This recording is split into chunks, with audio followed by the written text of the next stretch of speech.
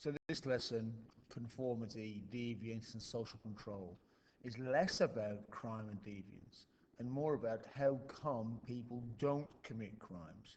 Conformity, how come we mostly, most of the time, follow the rules and do what we're meant to do. Culture, values, status, informal, formal. That means informal, don't even know what's going on. Formal, proper system. Sanctions, punishments for things are called sanctions in sociology. Police, courts, prison, probation, criminal justice system. So, very few people commit crime. A tiny percentage of people ever commit a serious crime. Why? This doesn't happen. This purge business doesn't happen. And it's not because we're afraid of the police. We're not afraid of the formal sanction. We're not afraid, oh, we'll get in trouble to do that. That's not what's going on.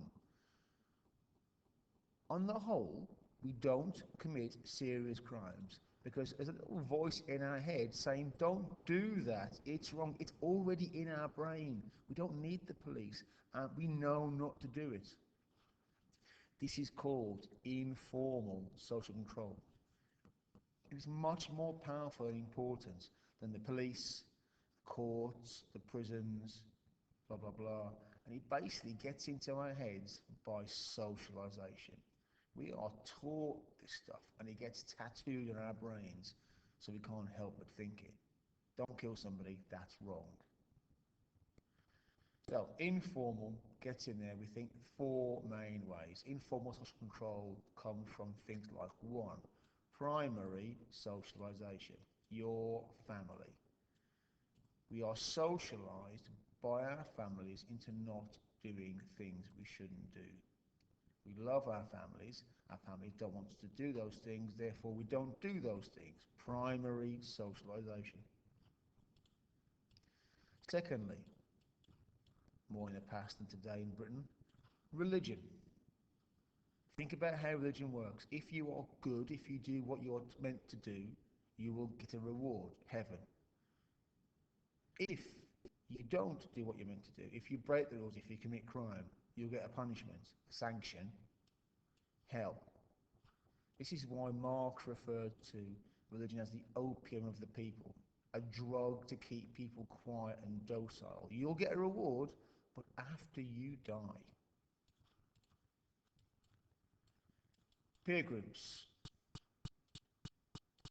Our peer groups teach us not to commit crime. Think of this group of friends here. Let's say this bloke, he's got a really nice phone. He won't steal it because they're peers, and if he knows if I do, I'll be chucked out of the peer group. The peer group have their own rules. I don't want to endanger that, therefore I won't break those rules. And finally, school.